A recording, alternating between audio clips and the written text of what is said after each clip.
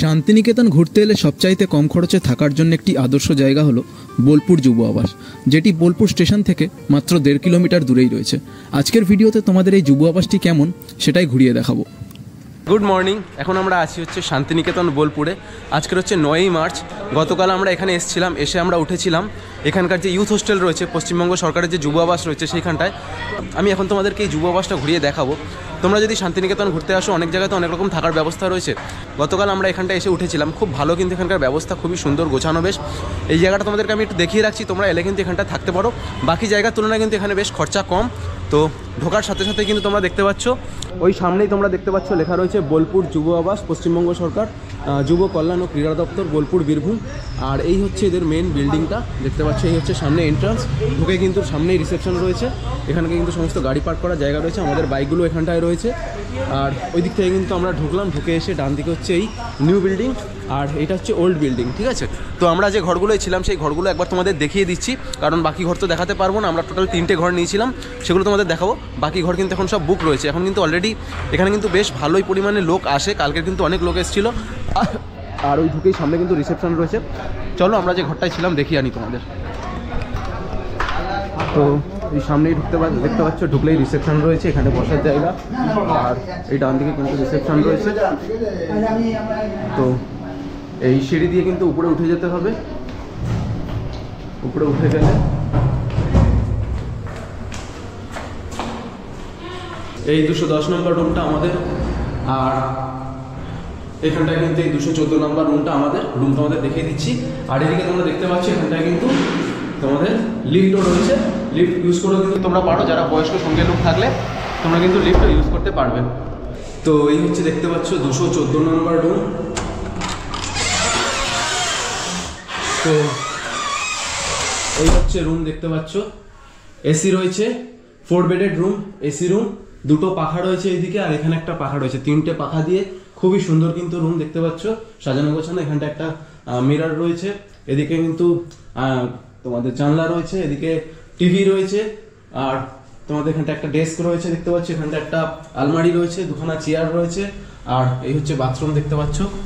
বাথরুমটাও দেখিয়ে দিচ্ছি তোমাদের। বেশ কিন্তু বড় স্পেসিয়াস বাথরুম রয়েছে, ওয়েস্টার্ন স্টাইল কোমোড রয়েছে, এদিকেও আয়না রয়েছে, এখানটায় বেসিন, উপরে গিজার রয়েছে। তো এই হচ্ছে বাথরুম, দেখে নিলে। তো এইরকম আমাদের 2খানা রুম নেওয়া হয়েছে। একটা হচ্ছে 214 নম্বর রুম, আর আরেকটা হচ্ছে এখানটায় এই 210 নম্বর রুম। আর এছাড়া হচ্ছে আমাদের আরেকটা নন এসি রুম আছে, সেটাও তোমাদেরকে একবার দেখিয়ে দিচ্ছি। তো এই যে 2টো এসি রুম দেখালাম, এটা হচ্ছে নিউ বিল্ডিংয়ে ছিল। এই আমার পিছনে নিউ বিল্ডিং দেখতে পাচ্ছ। আর একটা যে নন এসি রুম আমাদের আছে সেটা হচ্ছে ওল্ড বিল্ডিংয়ে। তো এই হচ্ছে ওল্ড বিল্ডিং, সামনে দেখতে পাচ্ছ। ওইদিকে ওই নিউ বিল্ডিং, নিউ বিল্ডিং থেকে সামনে একটুখানি এগিয়ে এলেই এই ওল্ড বিল্ডিং রয়েছে।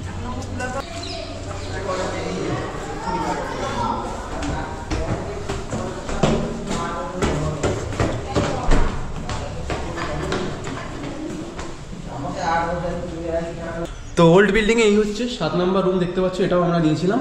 এটা হচ্ছে নন এসি রুম। এই রুমের ভিতরে ঢুকলে দেখতে পাচ্ছ একটা ডাবল বেড রয়েছে, এদিকে সেম মিরর রয়েছে, টিভি রয়েছে, একটা চেয়ার, প্লাস এখানে একটা টি টেবিল বলতে পারো রয়েছে।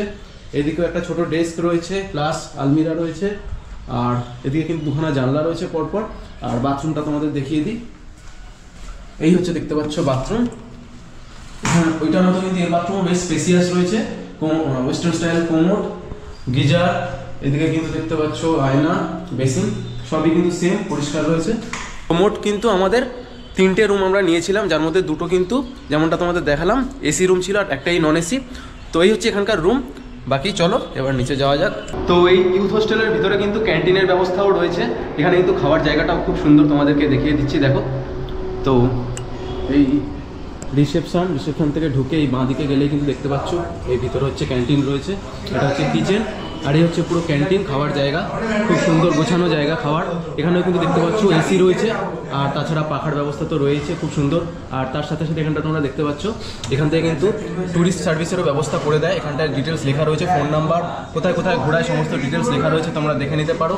আর এই ক্যান্টিনে খাবার দাবার কী রয়েছে সেগুলো এখানটায় দেওয়া রয়েছে, দেখতে পাচ্ছ। বোলপুর ইউথ হোস্টেল ক্যান্টিন, কী কী খাবার দাবার পাওয়া যায় তোমরা পজ করে দেখে নিও, সমস্ত ডিটেলস কিন্তু এখানটায় দেওয়া রয়েছে। তো বন্ধুরা, এই ছিল হচ্ছে এখানকার ব্যবস্থাপনা যতটুকুনি দেখাতে পারলাম দেখলাম তোমাদের। এখন সকালবেলা কিন্তু এখানে চেক আউট রয়েছে 9:30, আমরা 9:30টার সময় এখান থেকে বেরিয়ে যাবো। তোমরা কিন্তু এখানটা এলে অবশ্যই থাকতে পারো। আমি এর আগেও শান্তিনিকেতন এসেছিলাম, এসে আমরা অন্য জায়গায় উঠেছিলাম, কিন্তু এই জায়গাটা এইবার এসে আমরা উঠলাম। তোমরা জানো দোল আসছে সামনে, তো এরপরে যখনই তোমরা আসো শান্তিনিকেতনে কিন্তু এসে এই যুব আবাসে উঠতে পারো। আর কীভাবে বুকিং করতে হয় সেটা হচ্ছে আমি তোমাদের নিচে ওয়েবসাইট দিয়ে দিচ্ছি, পশ্চিমবঙ্গ সরকারের যুব আবাসের যে বুকিং ওয়েবসাইট, সেখান থেকে গিয়ে কিন্তু তোমরা বুকিং করতে পারো। তোমরা চেষ্টা করবে কিন্তু 1 মাস 2 মাস আগে থেকে বুকিং করে রাখার, নাহলে কিন্তু তোমরা সেখানে স্লট পাবে না, ঠিক আছে? তো শুধুমাত্র অনলাইনেই বুকিং হয়, এটা মাথায় রেখো কিন্তু।